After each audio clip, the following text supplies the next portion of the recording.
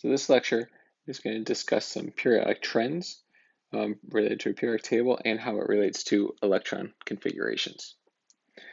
So one of the things we need to discuss is, so far we've really only talked about atoms with a single electron, and we need to start to understand what happens when you have more than one or polyelectronic atoms.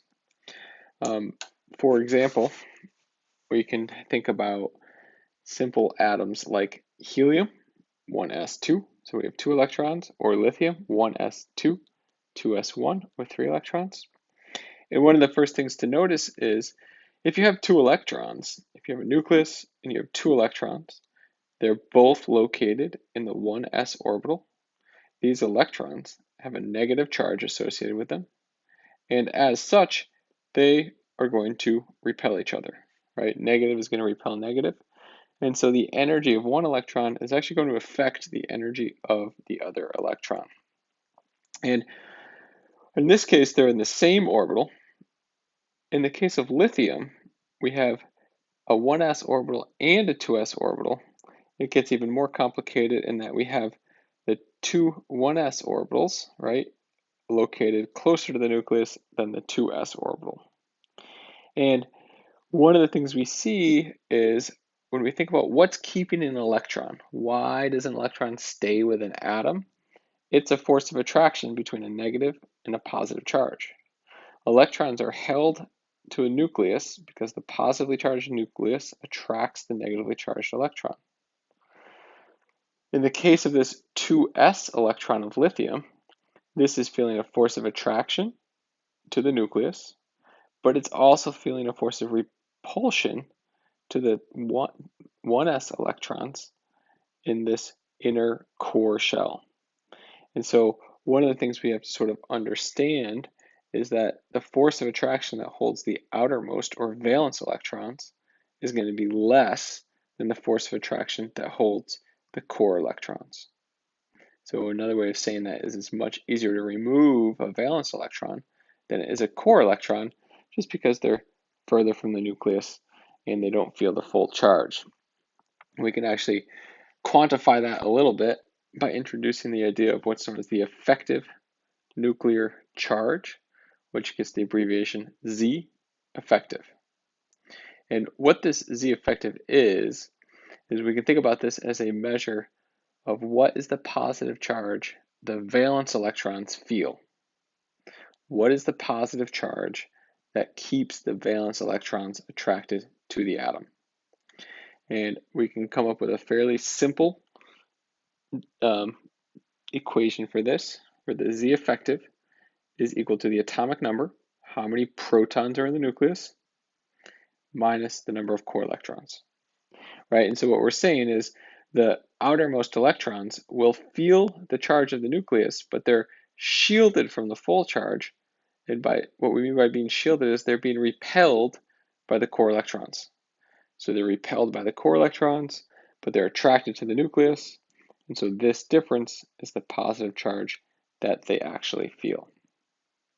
And so we can look at a couple examples of this. So if we can look at our carbon and sodium, we can start to calculate a Z effective. And remember, so our Z effective is going to be the effective nuclear, or the atomic number minus the core electrons. And so for carbon, there are 6 protons in carbon. We can get that from the periodic table. And minus 2 core electrons, right? The electrons in the 1s shell are core for carbon. And so our Z effective is positive 4. So all of the valence electrons feel a charge of positive 4. For sodium, right, we see we have 11 protons and we have 10 core electrons, because core electrons are everything not in the highest principal quantum number. So 3s is our only valence. So 11 minus 10 is positive 1. So this 3s electron feels a charge of positive 1. And one of the things you can take away from this is saying it'd be much easier to remove the 3s electron than it would these 2s or 2p electrons, because this 3s electron just feels a weaker charge than the carbon. So on the worksheet you should have completed by now, and if you haven't done this yet, please pause the video and go back and complete this worksheet. What you should do is for the first 2 rows of the periodic table, we should be able to write out the electron configuration of all of the atoms, indicate the total number of protons of all the atoms, the total valence electrons of all the atoms, the total core electrons of all the atoms, and then we can calculate what is the Z effective of all of these atoms. So if you haven't yet done this, please go ahead and do so. The first 2 rows were done for you, where hydrogen is 1s1, there's 1 proton, 1 valence electron, 0 core electrons, Z effective plus 1. And so please pause the video and complete the table on the worksheet. Now that you've completed the video, the worksheet, here's what we end up with. So what we see here is this is the second period on the periodic table going from lithium to neon. And a couple takeaways from this, we can see the total number of protons goes from 3 to 10. We're adding a proton for every atom. The number of valence electrons goes from 1 to 8. We're adding a valence electron as we go across the periodic table. Notice this valence electron that we're adding is always into the second shell. It's either a 2s or a 2p. And so we're not changing the number of core electrons in all of these. The core of all of these is in blue is always the 1s2, right? So the core electrons doesn't change as we go across a period. And then our Z effective, right? Total number of protons minus core electrons. So 3 minus 2 is 1, 4 minus 2 is 2, 5 minus 2 is 3.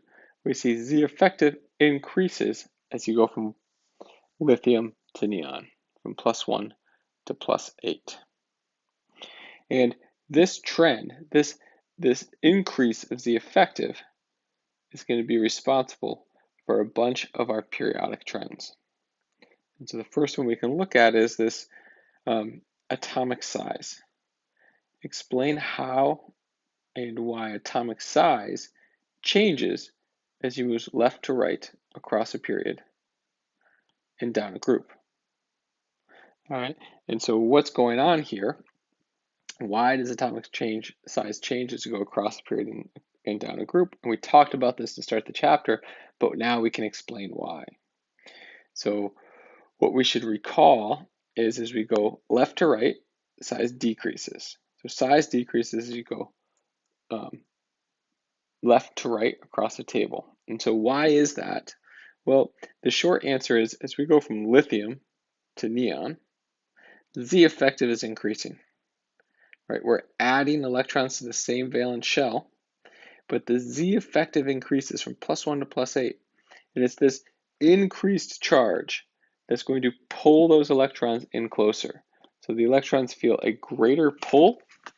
They get pulled in closer to the nucleus, and the size of our atom actually decreases because of the increased Z effective. If we go down a group, you might recall, as you go down a group, lithium to sodium, potassium, rubidium, cesium, these are our alkali metals. Size increases as you go down a group. So why is size increasing as you go down a group? Well, we can look at another table. We go from lithium to francium, so these are alkali metals. We can write our electron configurations here. As we write our electron configurations, you should have this filled out in your worksheet. A couple of things to point out here is all of these going down the group have more or less the same electron configuration where it's noble gas and then it's S1 all the way down. The Z effective stays the same going all the way down. So all of your valence electrons feel approximately the same pull on them. But what's changing is 2s1, 3s1, 4s1, 5s1, 6s1, 7s1. So we're increasing the principal quantum number of the valence electrons. And remember, as n gets bigger, the principal quantum gets bigger, your orbital gets bigger. So why is size changing? Size is changing because the electrons are being further from the nucleus. The principal quantum number is increasing and size is increasing. Finally, we can look at Why is it that elements in a group on the periodic table react in a similar fashion? Could we explain this? Well, the short answer for this question is, and you can look at, there's a nice YouTube video. You can watch this in your own time, watching the alkali metals, which is pretty fun, react in water. And so what's actually taking place as we do this? Let's see if this works. Now let's see another reaction of the alkali metals, the reaction with water. We'll start with lithium. There's the lithium. The metal floats on the water and reacts with it, giving off hydrogen gas. Now for sodium. The same sort of thing happens, although the reaction is a bit more vigorous. All the alkali metals react with water in the same way. Now for potassium. This time you'll see a flame. The heat given out by the reaction is produced so quickly that the hydrogen gas catches fire. It burns with a lilac flame. The next element is rubidium. This time we put a safety screen between us and the reaction. You can see that things gradually become more terrifying as we go down the group. Let's try cesium, our fifth alkali metal.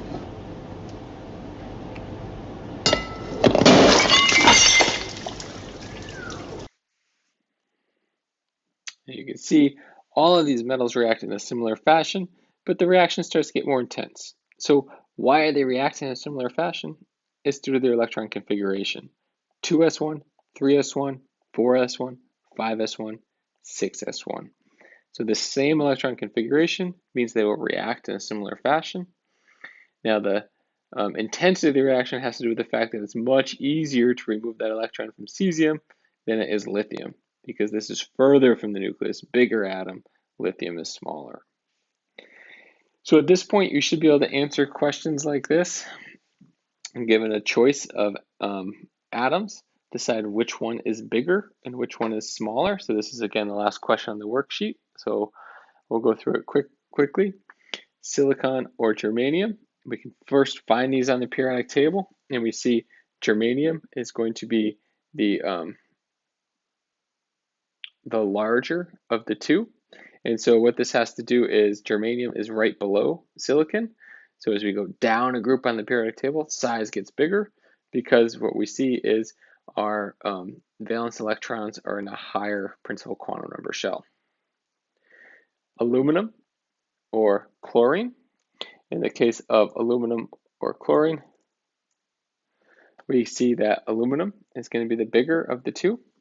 And this is in the same period now. So as we go left to right, size decreases.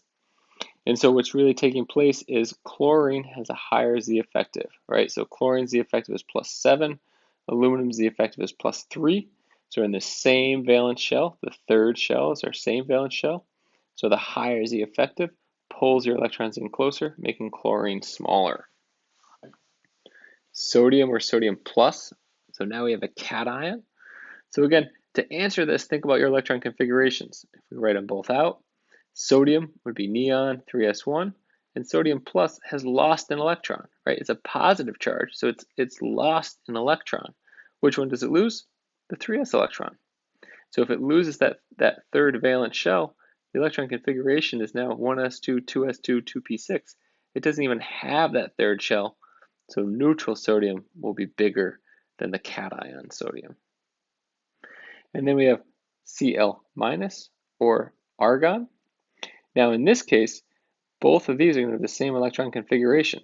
They're both 1s2, 2s2, 2p6, 3s2, 3p6. As chlorine has gained an electron and it's filled this shell.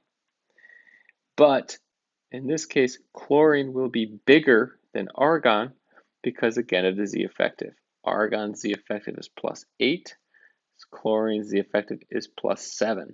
The +8 will pull those electrons in closer, making argon the smaller atom. So we now have an idea of a couple periodic trends. And if you can understand these periodic trends of size, you can understand pretty much every periodic trend. Again, moving left to right, size decreases because Z effective is increasing. Moving down a group, size is increasing because electrons are in a higher principal quantum number shell. Thank you.